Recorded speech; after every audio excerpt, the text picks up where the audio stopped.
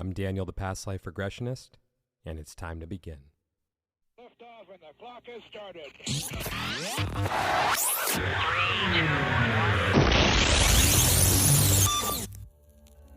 This is Timeless Spirituality.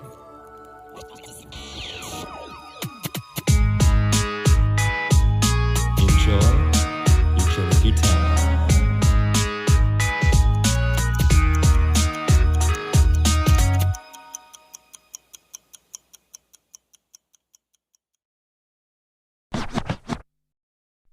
Hey there, everyone. Welcome back to Timeless Spirituality. Today, we're going to be talking about cardology. Now, what the fuck is cardology? Fortunately, I have Whitney Abke here to tell you guys all about cardology, quite frankly, what I believe to be very accurate assessment of an energy through playing. I'm going to let her describe it, but it works. It's really cool, and Whitney is awesome. So I hope you guys enjoy this episode because Whitney also does a reading for me, and it really allowed me a chance to have a lot of self-reflection because she did a reading that covered the previous year for me. So it was an opportunity to go back and look at it through a 2020 lens. And I just think it was really cool. And I hope you guys enjoy this episode and that you guys go ahead and get a cardology reading for yourself. And in other news, I have a workshop coming up with my friend Sophia Spallino, and the workshop is going to be on March 24th at 7 p.m. Eastern Time, 4 p.m. Pacific Time. And it's titled Releasing Religious Trauma Workshop. And the description goes as, this is a workshop for you if you are ready to take the next steps in releasing the fear of sin and shame surrounding your sexuality and evolving spirituality as you leave traditional religion. This will be a safe and confidential place to reveal and heal as we share about understanding sin, hell, queerness, purity, guilt, shame, and questioning religious authority altogether, ultimately embracing our sovereignty and taking responsibility to heal together. And what you guys can expect is 2 to 3 hours of intentional healing time, identifying the root cause of shame, demystifying guilt, healing through shared experiences, a quantum healing experience with yours truly, that's me, Daniel the Past Life Regressionist, and a real-world application, which is a closing embodiment exercise led by Sophia. So if you grew up in an environment where there was a lot of religious shame, a lot of religious trauma, a lot of religious guilt, this workshop's for you. And if you know anyone who this would benefit, send them our way. So you can find the link to this workshop at coaching.sophiaspallino.com, or you can find it on my Instagram at the Past Life Regressionist. So there's a link in my bio. And yeah, we just hope to see you guys there. And I think it's always special when someone takes the first steps towards healing. So, yay. And if you would like to book a regression with me to discover who, when, and where you have been throughout time, you can reach me again on Instagram at the Past Life Regressionist or my website, thepastliferegressionist.com. And now, it's time to begin. Whoa, whoa, whoa, whoa, whoa, Whitney! Welcome to Timeless Spirituality! Hey, Whitney. Hey, Daniel. How you doing? I'm doing great. How are you? I'm good. Thank you for asking. It's just dawning on me right now that I forgot to put one question in your, I don't know what to call it, the outline that I sent you. Uh-huh. You'll get it, so it's fine. So I'm just going to start off with that question. Okay. What is your favorite song that has to do with time and why? Oh, so I'm gonna be so cheesy. So 2 songs is Whitney Houston, I Will Always Love You, and Celine Dion, My Heart Will Go On, because it's just, I'm all about that forever love. That timeless love. And I love both of those songs because of that. It gets me. My That was cute. Cancerian heart. I like that. Well, thank you for sharing. Thank you for asking. Okay. Whitney Abke. Who is Whitney Abke? Who is Whitney Abke? Whitney Abke is an intuitive healer, Reiki practitioner, cardologist, not to be confused with cardiologist, which we'll get into today. Also just lover of people and really fascinated with healing and helping people connect with themselves, with others, and with the energies around them. That sums me up. All right, let's just jump in. Let's talk cardology. Yes, let's do it. Because when you told me about cardology, this was probably about a year ago at this point, I'd never heard of it before. Like, wait, what? What's cardology? And then you told me about it, and I was just fascinated. So I feel like you're going to be introducing this to a lot of people for the very first time today. You know, when people hear about astrology, you're like, yeah, it has something to do with the stars. I guess you could say the same for cardology. It has something to do with cards, but you don't know what kind of card. So, cardology, what is it? Cardology is a divination tool that I stumbled upon right when I moved from California to Denver. I met this lady called Gina, and she is actually the director, really founder of the Institute of Cardology, and she's been doing it for so many years, probably like over 40 years at least. And she basically took time to mentor me, to show me what this could do, the potential that cardology has. And I was just so struck when she read my cards for the first time. And she read both my previous year that I was currently in, and she read my future year, which I'm now in. And both of those readings were extremely accurate to a T. And it's not that it predicts your future, it allows you the opportunity to have a heads up on what the energies are going to be alike, what the karmic opportunities are going to be in your life, and how you're supported and how you're going to be challenged, which challenge is actually a different way of support. You know, it's just not as fun. Sometimes it can be very triggering and very just bring up the stuff that's like the shadow work and things that you need healing, and maybe you need to reconnect in a certain way that you've been disconnected, kind of disabled, you know, energetically. And so I was awestruck. And for those who've never heard of cardology before, which is probably most everybody listening, cardology actually originated with the Magi, which we know the Magi to be the three wise men that found Jesus via the Star of Bethlehem, that they saw in the stars that there was going to be this odd star.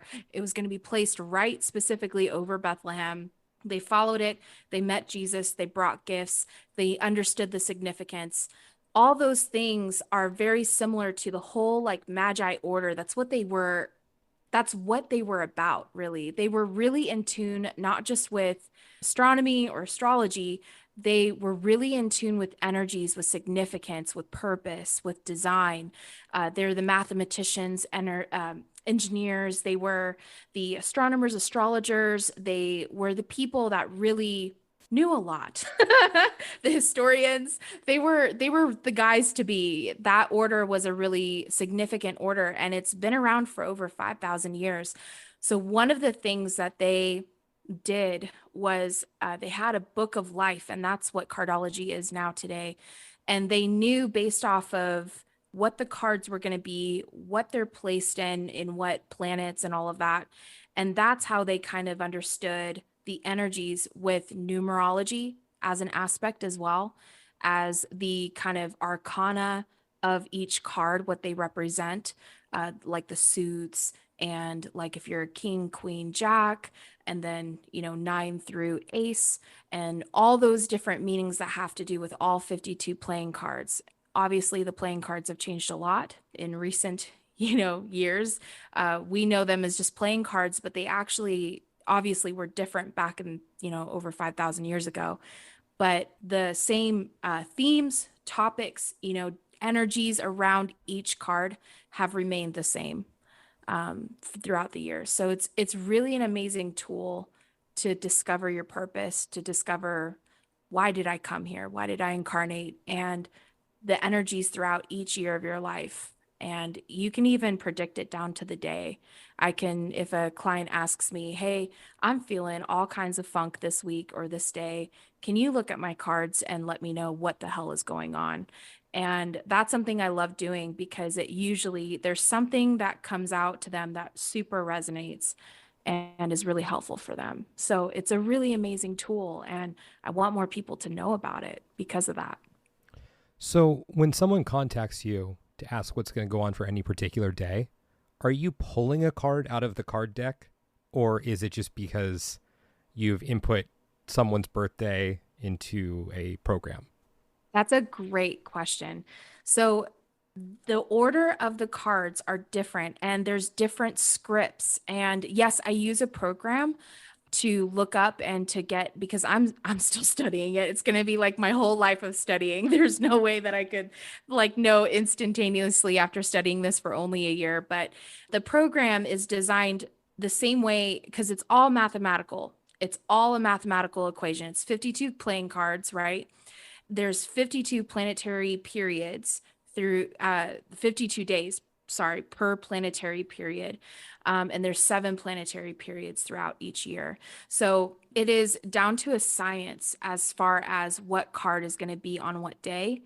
We also have general ruling cards at play. Like if I didn't know your birth data and I could just look at generally what is the weekly energy card of this week that is here, that is influencing us generally as a collective, that could totally resonate with someone. But I can look someone's birthday data up and see exactly what card is at play in that planetary period, as well as I can go down to the week and the day and see what card is ruling for that day. As an example, my brother went to Mexico with his girlfriend shortly after I learned about this and came into Cardology. And he got super sick and got sick on the same day I think that they ended up traveling. And the card that he had for the day that he traveled was a travel slash sick card. So it literally was the card that is kind of known as that.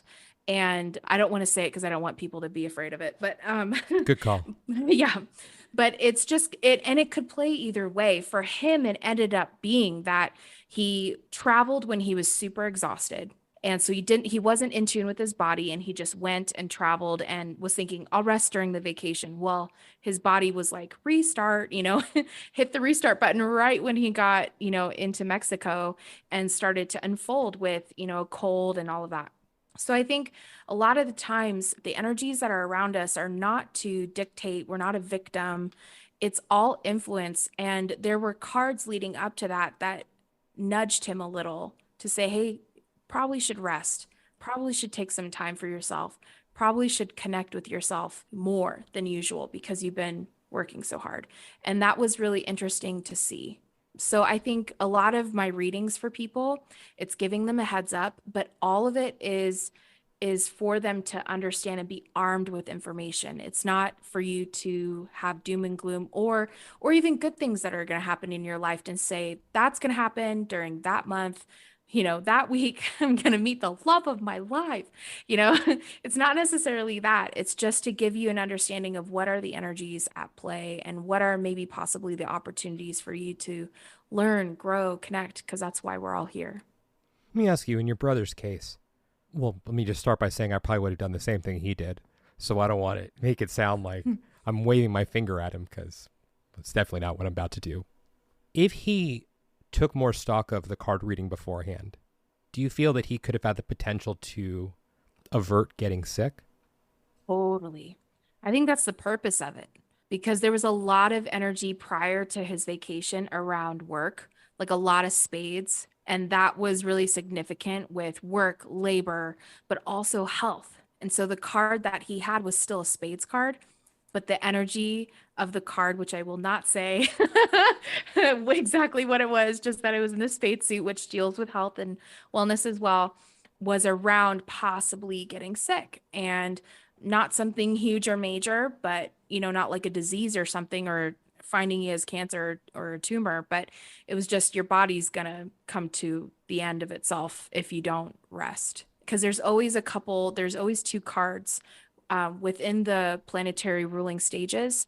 There's 2 cards that give you different energies. And a lot of times they oppose each other. Sometimes they're totally in line with each other. It's like same, but yet totally 2 different cards, 2 different suits. And so it's really interesting to see that and to see how that plays out and what the kind of, hey, you have the spades, but you need to take some time for yourself. Like you have a heart card along with that spades card, which is like, take some self-love, so self-care, which is really important. Cool. Well, Yeah. If I have that card, will you give me a nod or something like that? Yeah. Just so I can hopefully make the right decisions if I have it there. If not, don't worry about it.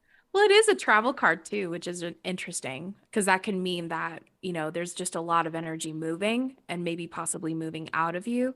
So it's really important to replenish. And a lot of spiritual practices that I have around replenishment are burning incense, drinking obviously a lot of water, and also taking maybe a longer shower or a bath with Epsom salts, maybe taking a nap, just really basic stuff that on a spiritual level, that's actually really nourishing for you, you know? Are there other travel cards as well? From what I have seen, yes. It's interesting to think that there's not just one card that would signify travel, but I know that a lot of different like numerology, right, can talk a lot about travel. I think is it 3 is like creative, 5, 6 are karmic and can be also, I believe, associated with travel or movement of some kind.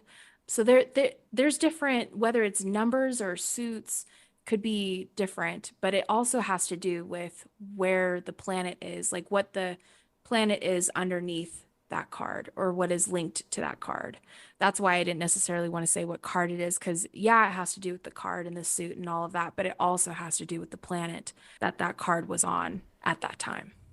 There's something I found interesting when I was looking over my report. There are those 52-day planetary cycles.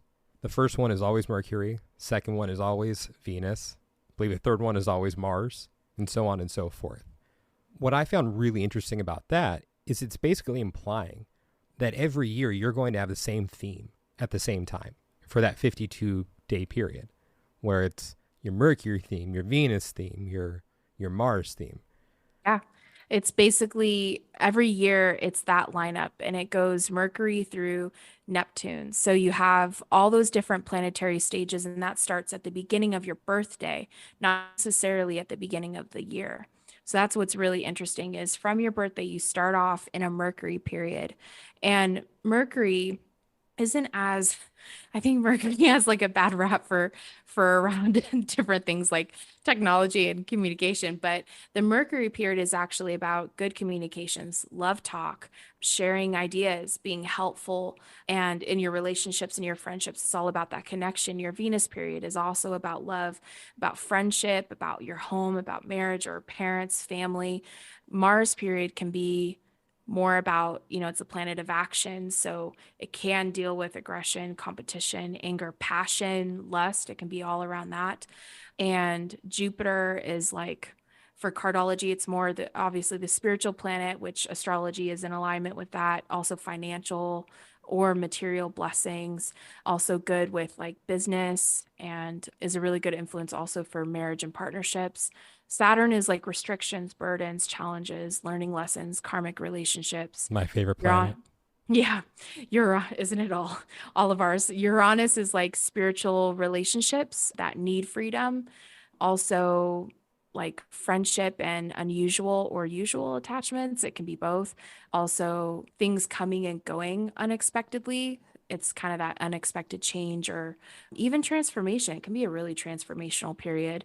And Neptune, we know that also is a spiritual planet, but it's kind of like bringing your dreams into reality. It can be around illusion and self-deception and secret deceptions even within yourself, but it can be more on the mystical, like the supernatural becoming natural, becoming real, that integrating into your life, that becoming more part of your daily life, and even like beliefs shifting and things like that. So it's really interesting when you look at your periods and what they show for this past year. So May of last year, 2021, and you have a lot of interesting cards. You also have a lot of spades, you have diamonds, you have some hearts sprinkled into there, and you have a lot of good energy, a lot of queens as well, and then you have a king you have a king of hearts and a 7 of diamonds in your Jupiter period, which is really interesting. So diamond suit is around, abundance or monetary or non-monetary things of value in your life. And sevens are also really mystical, and they're the most spiritual cards in the whole deck. So you have some really interesting energies that have played out throughout this year, and it'd be interesting to dive into that. I'm game. Let's do it. First of all, do you mind me saying what your birth card is? Sure. Okay. So Daniel, for those who know him, are going to giggle a little bit when I say that he's a Jack of Diamonds. It's actually known as the financially creative card, or can be like the salesman's card, which I feel like you're very much not a salesman in the fact that you're annoyingly pitchy, but um, more like you know how to connect with people, and you know how to read people and what they need, and you know how to meet that need. And I think that's very much who you are. You and I are friends, so I get that on a friendship level. The Jack of Diamonds, so Jacks, I talk about this a lot on my Instagram channel.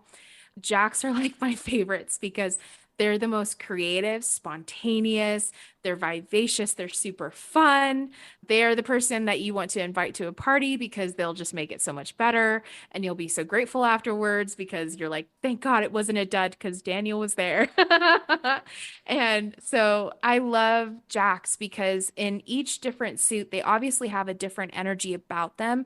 But to the core of who Jacks are, they're very very creative. They have kind of that double-edged sword about them where they could choose to be selfish or choose to be selfless. And either which one that they choose, and maybe both at the same time, they go full on. Like they don't half-ass anything. So if you have a friend that is a Jack, you know this, that they are the person that is all in. All the cards are laid out and they'll always be there. They're very passionate. Not that anyone else or any other person that has any other card isn't, but just Jacks are just known for being super passionate, super all in. As far as a Jack of Diamonds are really all about like highest ideals. They are very much like financially, very much experts in finances, and it's not so much also finances, it's values. So knowing something and being able to determine its value is just kind of a natural gift. So you wouldn't be someone that would necessarily spend something of value, whether it's your time, your energy, even your money, or your resources on something that you don't see would be a return. It's kind of like the selfish side is like, what do I get out of this? But there can be a healthiness to that, when you realize, like on my end, I'm a giver, giver, giver, giver, giver, and I rarely think about what's in it for me. You are the literal opposite. That's why you and I are great friends, because you always remind me of that. And I have to learn, like, gosh, yeah, I need balance, because if I don't have balance, then I'll run out dry. And you're like, yes. So fill your cup. So I think it's really cool because one of the awesome things about your card is that this card kind of signifies that your profession could be in helping people heal. It could also be in being really creative and artsy, maybe even. It's a really interesting mix with this card because it could kind of go either which way. You can be more in the entertainment, creative, artistic sphere. You could be in the healing profession, tending to people's needs, giving value for value kind of place as well. So, or both, which we talked offline. I was like, it's funny because this says either or, but you're so a both and person, which is very also a Jack trait, which is funny that they don't put that in your report because you're totally a both and. Very artistically inclined, even with your Instagram channel, with your podcast, everything you do. Your reels, I always tell you, your reels are unreal, and haha. And there you go. There's a That was knee good. I like what you slapper. did there. But Yeah, thank you.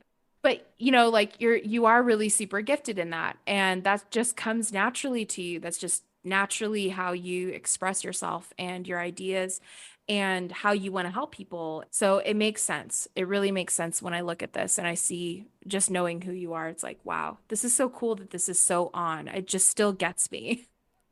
let's start with the selfishness part. Yeah. I agree with that statement 1,000%. But I don't think that it comes in the stereotypical way of selfishness. No, totally not. Just like you were saying, you and I, we're really good friends. If you need me, I'm there for you. Oh, yeah. But in my mind, where the selfishness factor comes in is because I expect the same thing in return. I mean, of course, naturally, it's never going to be 50-50. It could be 49-51. It could be 30-70, whatever. I don't care. Because I know that Whitney's going to be there for me if I need Whitney. So when I show up to be there for, sorry that I'm talking about you in the third person right now. I'm still trying to, juggle that line between addressing you or the plural you. Okay, anyways. So I think that's where the selfishness factor comes in for me, is just that expectation of reciprocity. But where I don't care about the 50-50 split. If I give a little more, that's fine. If you give a little more, that's fine. It's just that expectation that we've got each other's backs. Yeah. So I think that's where the selfishness factor comes in there. Totally. You bring up the thing about the finances. And I think what's interesting there is I just have like a bone to pick with people who are always selling, where I have just this aversion to doing that when I think it's a hindrance to me. Yeah, I mean, maybe not a hindrance to me because, of course, there's some karmic things there for me as well. But I don't want to always be selling. I think that's also still to my detriment, is that I feel that if I'm doing that, then I'm not always being authentic. So, yeah, I mean, maybe I could be eating filet mignon, but I have to do sirloin. But I feel good about that. I mean, of course, I would rather have the filet mignon, but I don't want to get it the wrong way. Yeah. I'm in my mid-30s right now, and this place where I'm at is still figuring out, how do I find that success without being a con or without just always selling? You don't want to be outside of integrity. Exactly. Yeah, which is a big thing. Mm-hmm. But I think that's where the selfishness also comes in, is it's not only about the other person. It's about me and my karma. Yeah. So call me selfish for that one, that I want to do the right thing because I don't want to receive negative karma for it. Right. So I think that's where the selfishness comes in. But of course, if I'm not acting in the highest octave of whatever my expression is, I think it could swing to the other side. That is exactly it, Daniel, is that especially with jacks, because jacks are so all or nothing, and that they can swing either which way. And you may have seasons where you swing on the more selfish side, or you can swing towards the more selfless side. Or if you make the ultimate decision of how you want to live your life, that can totally be in that selfless category, but in a balanced way where you're making sure that it's value for value. That's really the diamond suit, is monetary or non-monetary. It's a value for value exchange. So if you're giving and they're giving back to you and you feel satisfied with that value, it may not, in layman's terms or on, from someone else's viewpoint, be value for value, like an even exchange. You may not care because to you, what you received was perfect. That felt good. That felt right, in alignment, and you're fine with that. So, but there is a decision that the jacks always have throughout their whole life, is a continual opportunity to choose to be selfless or selfish, to do the high side or the low side of the attributes of jacks. And so that's what's really cool, is you have a continual opportunity. And I think just karmically and incarnation wise, you didn't choose to be incarnated, for just no reason on the day that you wouldn't be a jack, right? Like, you purposefully came in as a jack and as a jack of diamonds for a reason. And that's because you came here to learn to choose. And that's to choose you, and that's to choose others. It's not one or the other. Both are good, and both are meant to be. I think it's actually really significant that this past year, up until your next birthday, is supposed to be the year of also finding your true purpose, and also a major year of completion for you.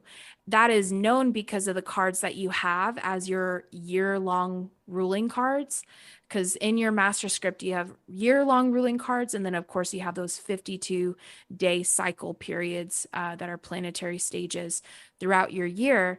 But your year-long cards are really significant. You have a 9 of diamonds as your long range card in your birth card spread. It's interesting. It's again a diamond suit, but this is a year of really a lot of money going out, and that could be investments and expenditures. It could be a lot of prosperity coming back, and also releasing those things that once were valuable, but now are no longer valuable to you, or you're no longer in real need.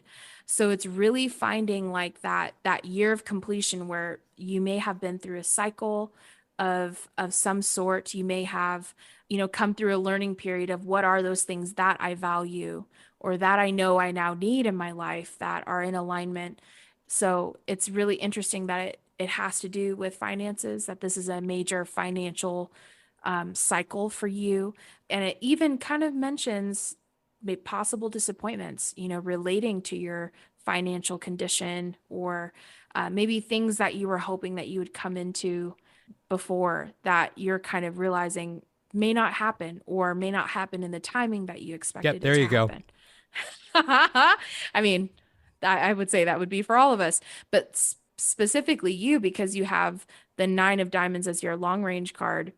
This is saying that there's actually potential for sudden wealth, and for you to achieve a proper state of mind for that receiving of that wealth and that prosperity into your life. So a completion is like an ending. It's like a graduation of a stage. So whatever you were in even the year prior to this year, this is a new coming into how maybe you see abundance, how you see prosperity, what you see is wealth, and even reaching a little higher for what you see is abundance, lifting that ceiling up. And that could be what this year is kind of working out in you too. It could be a work in progress that you're coming into that. So I think that's significant. I think you nailed everything there. Good on you and good on the cards. So I'll go ahead and elaborate on that one. What I think this year has been about for me is evaluating the nature of burnout and what that means to burn out. Because, I think this goes back to what you were saying about it's all or nothing. I'm the kind of guy who, I have a lot of dreams and aspirations. Let me pivot for a second. I know people who will say, oh, I'm thinking about going on a trip here. I'm thinking about doing this. I'm thinking about doing that, whatever it may be. And then they don't end up doing it, which is okay. But if I'm bringing something up, it's because I've already made up my mind. I've already made up my mind that I'm doing this. When I announced my podcast, the way I unofficially announced it was by putting out a poll on my Instagram by saying, hey, if I were to do a podcast, who'd be interested in listening? So newsflash for everyone, when I put that poll out, that meant I'd already made up my mind and that I was doing it, because I never would have put it out there had I not already committed to embarking on that. And people see me in a certain way right now, that I'm doing one thing. But I can tell you I'm not just doing one thing. It's because with the other things that I'm putting a lot of my time and energy into, I've committed to them, but I haven't committed to really talking about it yet. And with the nature of burnout also came, I'm someone who, I would say with big things, I'm not really a multitasker. It's usually one thing that I'm focused on and putting all of my effort to that. Whereas this year, that has not been the case. So I've been learning about the nature of burnout through working on 3 projects, one of them being the podcast. And you know what? No. We're going to do things differently right now. This is where change is going to come for me. I don't like talking about things unless my fear with bringing things up also is if I bring something up and it doesn't come to pass, then I feel like I'm viewed as a failure. Right. Because my whole mentality is if no one knows about it and I fail, no one knows that I failed. No one only knows, me. right? So no one's going to be asking about how's this thing going or that thing going, because they don't know. So, ammunition towards this. Another project I've been working on is writing a TV show. Now, I don't have a buyer for it yet or anything, but I've been putting a lot of work into it with a co-writer. And it's really had me evaluating the nature of burnout, because with the podcast as well. I mean, Whitney, you know this, like you have your own podcast. It's not easy. It is not easy to be a one-person operation. Recording the episodes is the easiest thing to do out of all of it.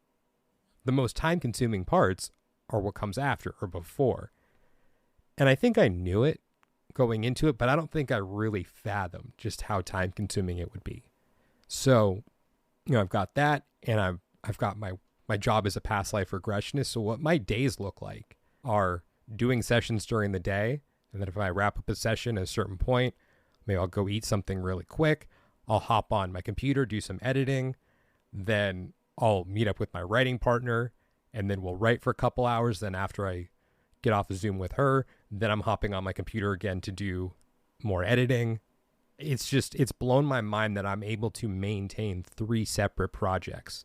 So, I mean, like, that's been a great contribution for me this year, is seeing that I can do it, but it's also having me evaluate the nature of burnout, because I may not be quote unquote working every hour of the day, but I'm pretty much working every hour of the day.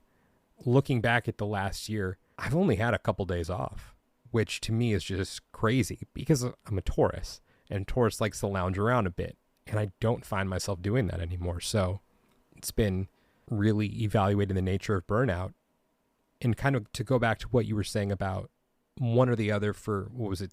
What's my thing? Jack of Diamonds? Yeah. Mm-hmm.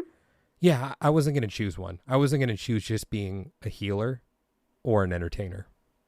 No, that wasn't going to happen. So for those of you who even see my Instagram, I'm going to entertain on there, but I'm not going to do it just for the sake of it. It's going to be entertaining for a purpose, because I don't want to just do one.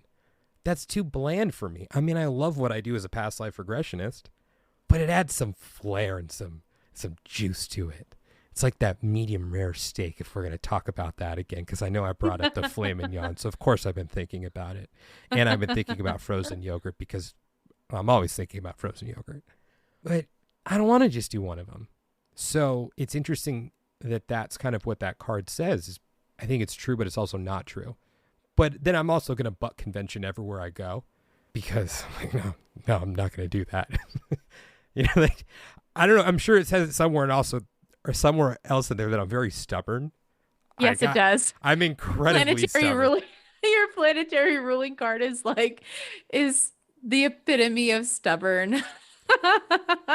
It's a 4 of, let's see, it's a 4 of diamonds, and it literally says you can be stubborn about your dislikes and your likes, as well as your philosophies about money, about life. Yes. Yes to all. I'm incredibly stubborn. I think the 3 words that probably ring most true for that one is don't push me. Yeah. I think it's interesting because your planetary ruling card is very similar to your birth card. They both in conjunction do the same thing in painting a picture of who you are, right? Because we're so complex. You can't just go based off of like your sun sign, in astrology, and say this is completely and totally me and lacking nothing of anything that I am. It's like, no. It's the one size fits all sock you get at Target. Yeah. And same with Cardology. Just because you are a Jack of Diamonds as your birth card, your planetary ruling card, your long range year cards, all of your cards matter, and make you up. So we're really complex, and a lot of what is coming up for you in this year is just kind of also finding your true purpose, as well as the year of completion. And I just think that's really interesting, because 6s in Cardology are significant of karma. And I know in numerology, that's the same, that 6s carry a lot of karmic energy, and that's the same for Cardology. So any of the 6 cards carry karmic, whether positive or negative. In Cardology, there's no such thing as positive or negative karma. There's supportive and challenging karma. And that's actually helped me a lot to see things in a different perspective. Because I always thought there's negative, which you don't want, like you were talking about before, being a salesman and a con artist, or there's positive karma, which would be benevolence and you doing the right thing, and therefore you're reaping the rewards of that in your life. But Cardology sees it as supportive and challenging. And so you have a six of spades as your result card. And so that is connected also to your Pluto card, which we can go into Now, is for that for this this year. year or is that for my, I mean, the This six is, of spades is for this year, not for my yes. over. Yeah. Okay. Yeah. It's specifically for this year. And that has you basically kind of looking into all areas of your life, major goals, basically, any past obligations, anything that you need to settle, which is the karmic influence for you. It may be related to work, to health, to most anything in your life, including relationships. So many karmic relationships probably came into your life this year, and kind of realizing the importance of being responsible for your actions, for the words that you speak. That was part of this year. And I know this is a generalization, but I even know you personally. And I know that this is translated this way for you on a personal level, which is cool to see as I'm looking at your report. But this is basically helping you come into that, like sharpening your discovery process of your purpose, like sharpening what exactly it looks like, not just the generality of like, I want to help people, or I want to do something good in the world, or put something out that's good in the world, but it's like, what exactly is that? And I think it's great that you have been in that discovery process this year, as I know, with writing, with doing different things. And the whole purpose is to help you transform, is to help you come into the fullness of who you are, finding your inner voice, maybe not how you've always communicated, but finding a new voice that is more authentic and in alignment with who you are, including your occupation. And your Pluto card is actually the Jack of Spades. And so this basically is in conjunction with your results card. The both of them are together in working together for this purpose of finding your true purpose. And so the Pluto card with the Jack of Spades is finding different meanings and possible ways of expression. So, which is really interesting because of the work that you're doing. Even you launched your podcast this year, you started the writing project this year. So there's many different aspects of your life that you've come into, like, how am I communicating? How am I expressing myself? How am I being creative? And so I think that's really interesting.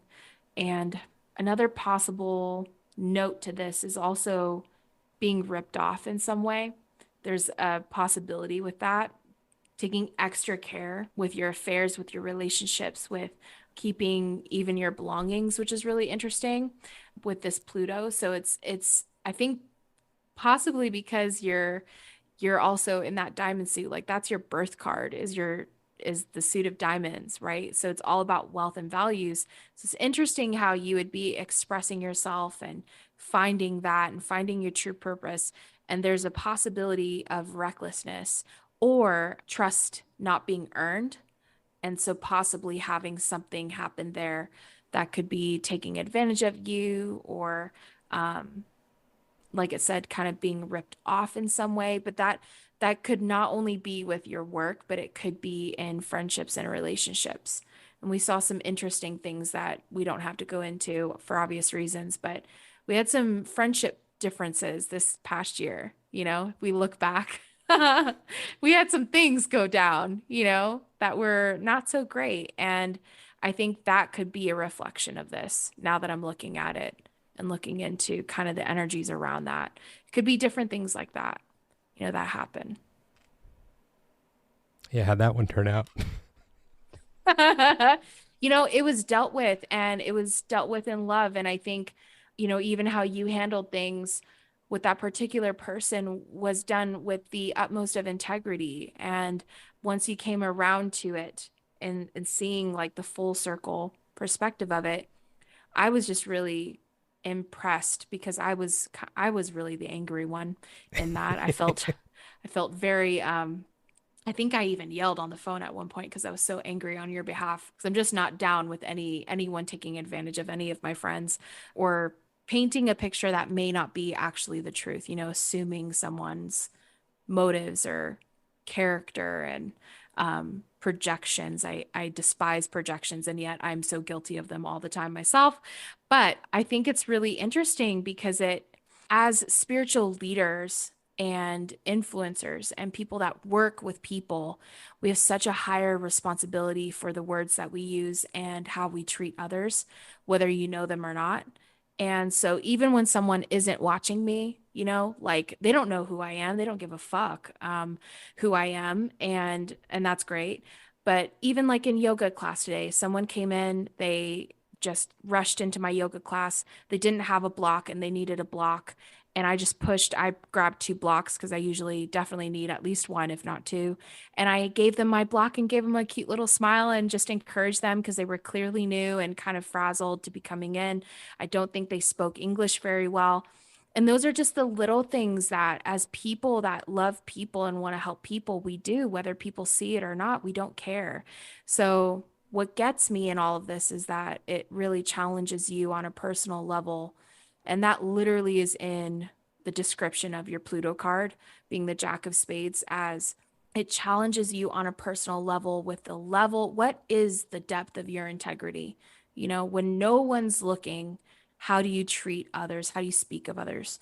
And so I think that's what came to me, since we both kind of went through that, was that's what got me upset, maybe over anything, was just, hey, like this is part of what we do. Like if anybody should be treating anybody with fairness and equality here, it would be us. you know and I think that's just a personal challenge, and it was a great opportunity for me to cool my jets and also see things from that person's perspective as well, and come into more empathy and compassion and patience. I think that's the beauty of these opportunities that we're presented with, is how do we conduct ourselves? Yeah. Because I would say I've always had incredible self-restraint, but the way I used to look at the world when it came to being wronged is, if you hit me with a pebble, I'll hit you with a freight train. Like I'd have that look in my eye of don't even think about it. Like that, that type of thing. And of course, it goes back to past lives. And as I've gotten older, I've really made a concerted effort to maybe not give that stink eye, oh no, don't you dare. But maybe just a little nod. Like, don't you dare. Like in a very loving and kind way. And just seeing, where do I want to put my energy? Because, the statement I'm going to make right now, there are going to be people who are going to be like, well, you're inviting this type of thing in if this is your mentality and you're thinking, shut up. Still working on how I present myself. I understand that by putting myself out there, that I'm going to become a target. That's just the nature of what we do. It may not be intentional. I may not even do anything wrong. But just because I'm out there speaking publicly makes me a target, because people project their shit onto you. I could be trying to help someone, and then I become the target because I've somehow triggered them by what I'm saying. I think it'd also be delusional of me to think that if I just think, no, that's not going to happen, I'm never going to become a target. Because if I say that, then I'm just inviting that into my life. Well, then I'm going to be railroaded then if that's the case. But I think that that's what this year has been about for me, is really putting myself out there, because in past lives I've been persecuted for speaking out. And it's that fear of, well, am I going to get killed if I speak out? It's absurd on its face, because I'm not saying things that are going to provoke people to the point where they're going to want to kill me.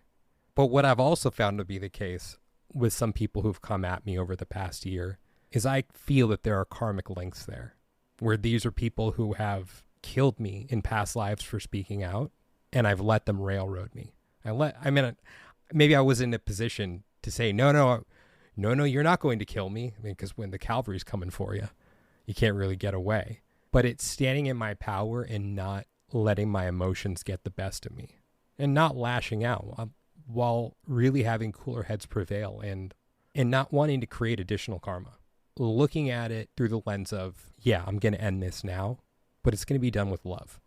It's going to be done with love and caring and kindness and compassion. And that we can all go our separate ways, and hopefully you learn your lesson, because I know I've learned mine. That's good. That's what life is about. I like seeing the planetary stages for you in this past year because it really paints a picture overall of you coming into who you are, learning the hard lessons and the challenges and the obstacles, which ultimately have led you to come to exactly where you are at right now. It's interesting, you just exited your Saturn period. And I think that's pretty significant because you just came through a lot of karmic stuff. You're also entering into or are in currently your Uranus period.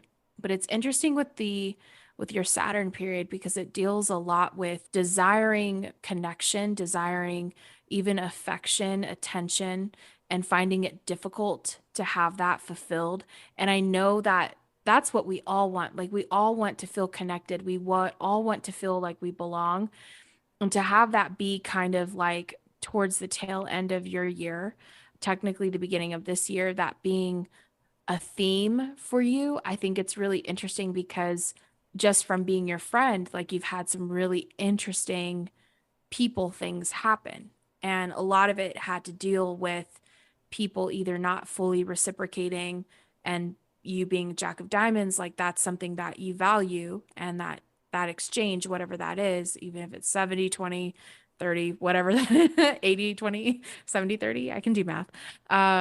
Whatever it is. So it's interesting that you just are exiting that period of it's not that it's not fulfilled, but it's a struggle to feel like that's fulfilled in your life and you're coming into your Uranus period, which is all about kind of it's really keeping up with the Saturn period, but it's coming in as a welcome relief from that and coming in to kind of lighten things up and change things up, whether socially or at work. And so it's interesting because you have the 10 of hearts and you have the 2 of spades. And in numerology, we know 10 is like one big, like amplified, right? Energy. So it's a really cool, good influence for success in work and all things dealing with public or charitable causes, people, obviously. And it's a good time for recognition as well, especially related to spiritual studies for you. And it literally says that. And a lot of success, even in real estate or related to business or activities, lots and lots of success. And also, it's a good card for psychic development or research. So coming more into your intuition, your instinct, which is something that as a Jack of Diamonds, you come by naturally. Like Jacks are very psychically and instinctually in tune by default. And that's why they kind of go to the beat of their own drum because they feel like they want to be here and not there. And they deuce out of the party and they say an Irish goodbye. Is that what it is? Right? Isn't it Irish or Where Scottish? you leave without saying goodbye to Oh anyone? yeah, totally. Yeah. It's like, no, I'm gone. I know where I'm supposed to be. I'm supposed to be here. This is what I'm feeling. So I'm going to do it. And it's just like no rhyme or reason, no explanation needed. This is just what I feel. And this is what I'm going to do. And you also have a 2 of spades in this Uranus period that you're currently in, and you're going to be in this through March 17th. Then you switch into your Neptune period. So the 2 of spades brings also a lot of partnership, and that could involve humanitarian work, futuristic technology, and that's the Uranus influence, or some new age type of work. It could also deal with land because of the spades aspect, because spades is all about land and wealth, working, all of that, labor and real estate. And so there's a really cool influence around that, especially around technology and innovation. So finding maybe something that works better for you, that's very innovative, very creative way of working or doing things. And also having a partnership that it says actually that it may cause you to feel like it's a bit uncertain or happening too fast. So that would be interesting to see that play out. And that can be romantic, that can be friendship, that can be work, work, coworkership. But it's one of the best Co-workership. influences. I work on my own. Yeah. Well, I mean, I do have my writing partner, but You have your writing partner. And see, I still don't see that as a business, though. I see that as a as a fun, creative endeavor. Yeah, I mean, until it becomes a business. Right. Mm-hmm. But even like you and I, even though we're on a friend level, we met technically as coworker colleagues, and that's how our relationship started. And so it could be a really cool time. It's actually says this is one of the best influences for spending quality time with a friend or a group of friends. So get your ass over here to Denver and hang out with me, is what that's saying. But it would be interesting to see this play out because of your Saturn period and because of that kind of being the time where something is opening up in you. And I think it's really significant to have space being created within ourselves in order for us to receive what's coming next. And I think that's really something to encourage everyone who's listening, that when you feel like you're being stretched to your limits, or you feel that empty feeling, like I don't feel fulfilled, I don't feel like I'm living purposefully, or like I have the people that I want in my life. Maybe you're transitioning in relationships. I know a lot of people are doing that right now. 'Tis the season, it's almost Valentine's Day. This is where most people break up or get together or something happens. But I think it's an interesting experience to feel that expansion and that space within ourselves, and it can be really uncomfortable. But I know that, as is with your cards, it's always because something's coming, to fill that space. So I just want to encourage you with that, because that's really cool, coming up. And for those who are listening, transition is hard, but it's rewarding when you are present with it, and you're really using it to clear house, and to really also use it as a discovery tool of what is it that I want to inhabit this space that I feel is being created. I think you're nailing all of it. And it's not just the cardology. You're just, come on. We're going to call a spade right now. No pun intended. You're wise. This year for me has also been about really coming to the understanding that I want to be seen. I've always known it, but now I'm really understanding it. I guess the best example I can give you is, I haven't talked about performing much on here yet. Maybe I have a little bit, but for those of you who may be listening to this for the first time, or I haven't really brought it up yet, I'm also a performer. Yeah, there's that Jack of Diamonds again, right? Like a performer, a musician. And when I used to perform, I want to get out there and do it again because I miss it. Well, when I was performing predominantly my mid-20s, people would come up to me after shows and say to me, man, I really love that medley you did, that cover medley. Like, that was so cool. Like, I've never seen anything like that before. And while it felt really good to hear that, inside I was like this sad little kid who was saying in my mind, well, what about the song that I wrote? Didn't that do something for you? Didn't it make you feel a certain way? Like, yeah, I hear you. That's great that you liked my performance, but what about my creation? That's what I always was looking for, was for someone to see my creations. Because, yeah, sure, maybe they saw me on stage, but my creations are me. Even if it's just a fabricated story, it's still something that I created in my mind. Oh, totally. It's a song, baby. Right. And that's what I've always wanted to be seen for. And what I've come to with, over this past year is I get a lot of fulfillment from past life regression. It always feels so nice to see my clients embarking on their own journey where they find fulfillment or that they feel better after a session. And I'm only facilitating a space for someone to do their own healing. I'm not the miracle worker. I'm not the healer. I'm just the dude who asks questions. I may ask really good questions, but still, I'm just a dude who asks questions. I'm not the magician there. It still feels very fulfilling, though, because I am holding that space for them. I am facilitating that space. I am asking the good questions. But I needed more, and I still need more. And that's why I decided to start writing again, because I want the world to see my creations. I want the world to say, man, that was an awesome story that you wrote. You know what? Thank you. It was awesome. Made me feel this way or that way. See, I think about these things, people coming up to me and talking about my creations. And, for the podcast, it was, how do I express myself in my occupation? Because, yes, I still love doing the one-on-one sessions, but I wanted more. I wanted people to see me expressing myself and listening to what I have to say and taking it or leaving it, but I wanted more. And I think that's what this year was me coming to that understanding very early on in this birth year for me, that I not only wanted to be seen, but I needed to be seen. And I'm going to say it without shame. It's not Yeah. a bad thing. Okay, yeah, maybe it's selfish. But I'll No. tell you this, I'm not going to step on anyone else to do it, because the second I do that is the second when I'm not doing the right thing. I will never screw someone else over in order for me to be seen. And Yeah. I think that's what this year has been, is Yep. understanding that and seeing how do I want that to play out for the rest of my life. Mm-hmm. It's not only stepping into your power, stepping into your most authentic expression, but it's you wanting to be recognized for the depth of who you are and what you have to give. It's, I want you to value who I am and what I'm here to give to the world, to you, not just I'm the funny guy, you know, because You think I'm that's funny? just here. Of course you are, Daniel. Come on. Aw. Look at your Instagram.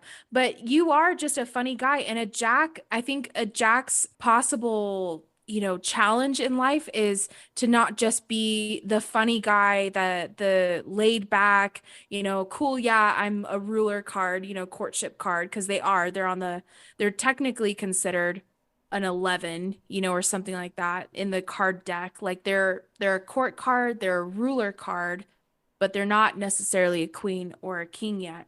So they have the option to kind of play the You king, watch your or mouth. queen. Okay. But they have the option to also step back and to not necessarily take the responsibility. But I think partially with you with being a Jack of Diamonds is it's all about value and exchange of value. And so for you, you don't just want to be known as the good performer. You want people to resonate with your work and to resonate with what you wrote, whether that's song or written word or TV show, whatever it is, podcast, how you express yourself here on this platform, how you express yourself online in Instagram, social media, things like that. You want people to value the depth of what you have to offer, the value that you have to offer. And that's really important. And if people were just like, oh, that was really cute, that would kill you, you know? Mhm. Yeah. That's like one way to kill you. Someone saying, oh, that was such a cute story. And you're like, oh my God. Like fear. Did you not see all the themes I put in there? Did you not see the depth of it? Come on. The way that we lined up those words, did that not do it for you? Cute. Sorry. But seriously, like that would kill you slowly or fast. But to hear someone say, wow, I really resonated with what you had to say, or what that character's like, I feel like I was that character in that TV show, or that song and that story that you painted, like I saw every inch of that. And that was me 5 years ago. And I didn't even realize that was the process I was in. And now I'm connecting with that and realizing I'm okay. I'm going to be okay. Like I made it. I didn't realize I made it until just now, and that's what would do it for you. Someone resonating with your work, someone not only recognizing and acknowledging, but resonating, because then truly value has been exchanged for you. Mm-hmm. Yeah. And recognizing how unique I am. Of course. That's very important too. There you go. Yeah. In true Jack fashion. Yeah. So, I mean, anything else that you feel that we should touch on for this year, or do you think that there's maybe one thing you can bring up for the coming year? Let me pull your chart for the coming year, because that would be really interesting to see. Yeah, I'm saying all that unapologetically to you. You're goddamn right. I want to be seen. Sorry. Gosh darn. Oh, Daniel. So your long range card changes, and it changes to the King of Diamonds on this coming year. And I think that's significant. Anytime where you have a court or rulership card in your year-long card spread, it's really significant. Kings are very powerful for obvious reasons. And specifically with it being King of Diamonds and you're a Jack of Diamonds, this resonates on a whole new level. And for it being your long range card, it's a very powerful card for financial success. That can be yours if you decide to start your own business, which you already have. Take leadership position where you are currently working. So it could just be a whole lot of different things. I'm like the king of my business. You are. But, even if you go into like different meetings for different things, let's say that the TV show takes off, it's you taking that, not the back seat, but the front seat, and taking that leadership position of, nope, I'm at the helm the whole way, the whole process. I'm not going to let anyone steer this puppy. It's all me. And so, well, because then I'm sorry, I just got to. Here's what comes up in my mind when you say that. I respond, good luck with that. Good luck filling my shoes on steering that ship. Like, you could do it, but you're missing out on having me there. You could take the story, you could make it whatever you want, but you're not going to have me. And right. I am the gift here. Again, sorry. True Jack. True Jack. It's really cool because it talks about you being given a gift of the know-how.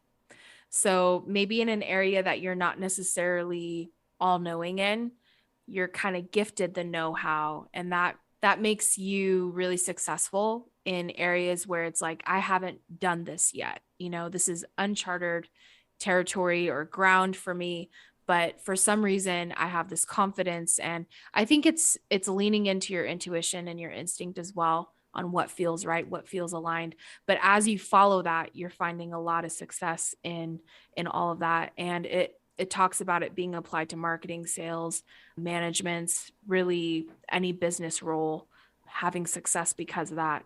And that this is a year that you are more likely than ever to have success in your business and financial endeavors because of that King of Diamonds influence.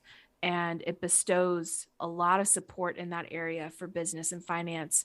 And it even says it practically guarantees that you will make more profitable decisions in these undertakings as you're making decisions and stuff. So this is really a year of success, of coming into that fullness. And so I think this past year has been such a preparatory year for the upcoming year, because if you hadn't done the work that you did this year, you wouldn't be able to steward what's to come. It would kind of slip through your fingers. You would hold on to it for a little bit, but it wouldn't hold out for you and become a long-term investment and experience. And so I think it's really, really cool. It says to keep in mind that any financial success indicated by this card is really kind of centered around making business decisions. So I think that's really interesting that, like, if you are an executive assistant, or even VP at a company or something like that, it wouldn't be as prominent, or as much of a guarantee unless you owned something, in your business. So I think it's really significant that you own your business, that you are the one in the leadership position of your business, because that kind of puts the stamp of approval on this card, the King of Diamonds being your long range card.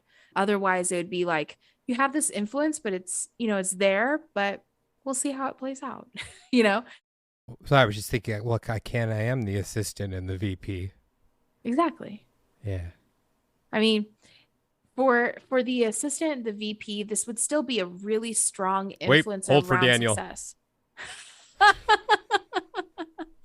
It still would be a really strong influence for anyone, even if you have like a general 9-to-5 job and you had something like this in your card reading, it would still indicate a lot of success. So if that's something like, I know everybody has like a side hustle, pretty much. I mean, COVID really did that. Well, at least all the people in our orbit. Yeah.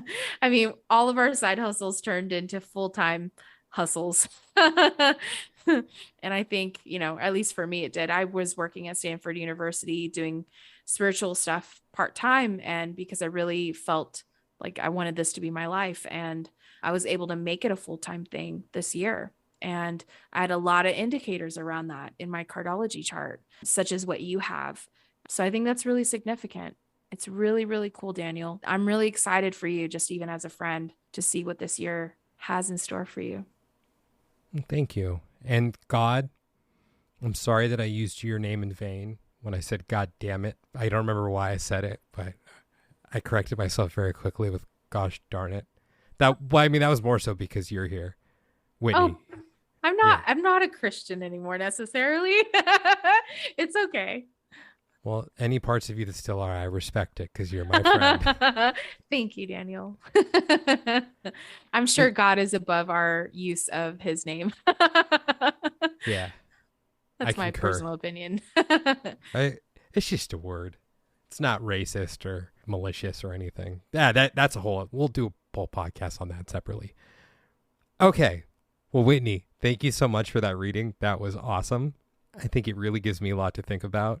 And you know what? I'm really proud of myself. I'm really proud of you. myself for the way I've handled myself this year. I could have made different choices, but I'm glad I didn't. Thank you for bringing that all to my attention. Just thank you for being such a great friend. It's so great to have you in my corner. Just thank you for being you. And thank you for saving me from that jail hundreds of years ago. I was going to say. When you sprung me out and broke me out when I was falsely accused of stealing. Yeah, like I was actually thinking about that when we were talking about the friend situation, because I think where my fire came from was very past life related. I think I still have a little bit of fire of like injustice. He must be saved. Something like that. The beauty of past lives. So thank you for all that.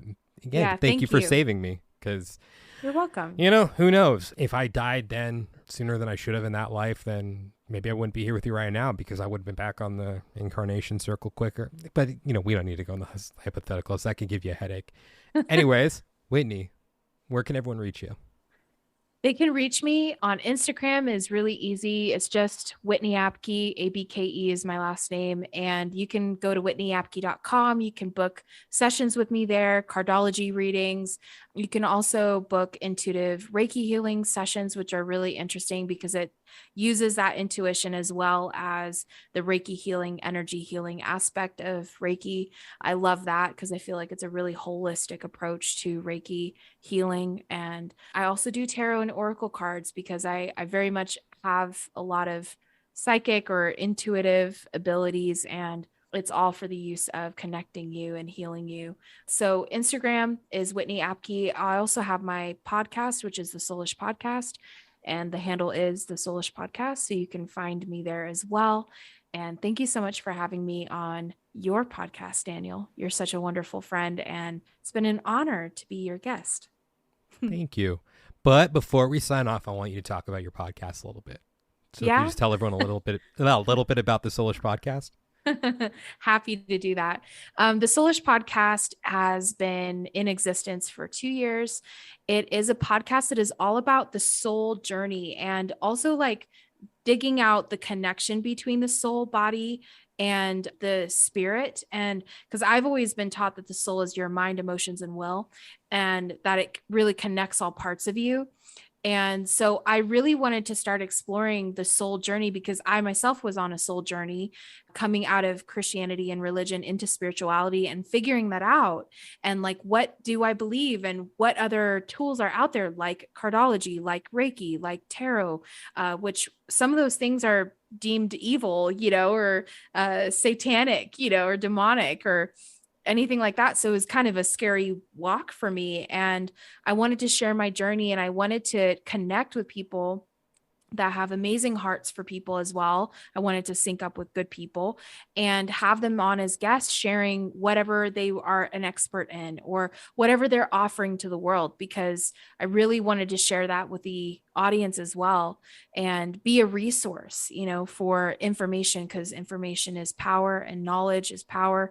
And that helps us to arm us to fight whatever obstacles or challenges are in our way as we're journeying on. And so it's been a really awesome experience to be a host of a podcast. Like you said, it's a lot of work, but it has been really instrumental in my journey. And I know from a lot of my listeners and viewers, because I'm also on YouTube, they have really resonated with some of the most, I would say, difficult times or pivotal times in my journey, even this past year.